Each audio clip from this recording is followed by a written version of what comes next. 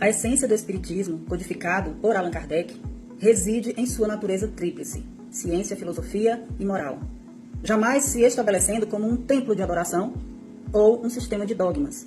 A doutrina nasceu da observação e da experimentação, com reuniões realizadas em residências.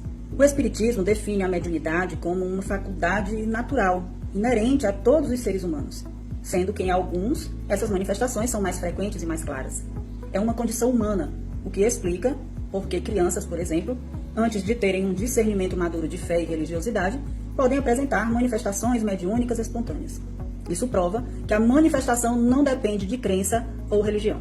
A faculdade mediúnica não confere qualidades morais de elevação ou algum tipo de santidade ao indivíduo. Ele é um indivíduo em evolução, sujeito a imperfeições, como qualquer ser humano. Por essa razão, a codificação insiste na necessidade de submeter todas as comunicações ao crivo rigoroso da razão e da lógica. E aqui é que nós temos um problema. No livro dos médiuns, capítulo 20, Influência Moral dos Médiuns, questão 220, item 7. Verifiquem. O ato de questionar um médium ou o conteúdo de uma comunicação não pode ser coibido.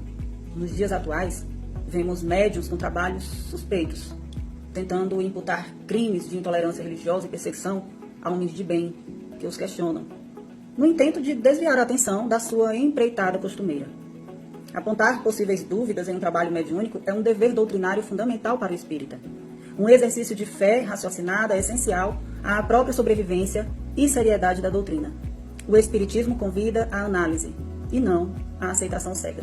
A Igreja Católica, por exemplo, apesar de uma religião que poderia apenas abraçar os fenômenos como uma questão realmente de fé sem questionar, no entanto, no processo de canonização, segue um protocolo rigoroso, que exige a comprovação dos milagres, e ninguém aponta a classe clerical como intolerante por buscar respostas e evidências sobre os eventos ditos milagreiros. O exame, inclusive, de corpos incorruptos, por vezes envolve perícias médicas e científicas. O trabalho é tratado como uma prerrogativa da religião em seu campo de atuação. Se a religião, que é dogmática, usa a razão e a ciência para validar seus milagres, o Espiritismo, que é uma ciência e filosofia, tem a obrigação moral de fazê-lo para proteger a sociedade da fraude e do charlatanismo. Questionar é um imperativo de segurança e não uma ofensa religiosa. No livro dos Médiuns, capítulo 24, que fala sobre a identidade dos espíritos, na questão 268, Kardec fala: a primeira condição é o bom senso, a segunda o bom senso, a terceira ainda o bom senso e a prudência. O Espiritismo não pode cruzar os braços diante de um possível engano, pois sua própria essência é o esclarecimento.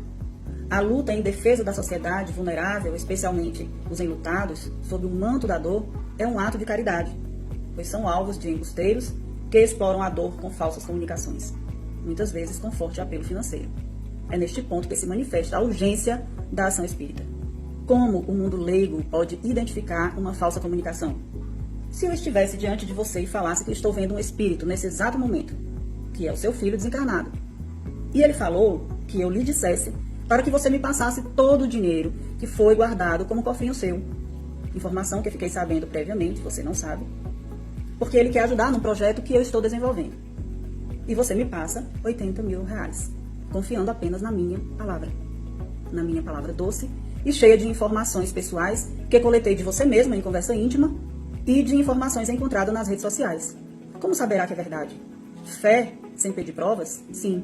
Isso já aconteceu. O mundo leigo, que muitas vezes não possui o conhecimento doutrinário necessário para legitimar os fenômenos, precisa de segurança. Proibir o Espiritismo de exercer sua fiscalização interna por receio de que ele seja imputado o crime de intolerância religiosa, ameaça para intimidar, seria condenar os mais vulneráveis à exploração sem limites. A verdadeira caridade é amparar o necessitado e defendê-lo da mentira. Se os espíritas não tiverem a liberdade de questionar toda e qualquer comunicação, assim como nos orienta Allan Kardec, com respeito, claro, quem fará por nós? É uma defesa da doutrina contra ser confundida com o charlatanismo que ela própria condena. O Espiritismo fornece as ferramentas, razão, coerência e moralidade para a identificação da fraude e legitima o direito de questionar, protegendo a dignidade humana.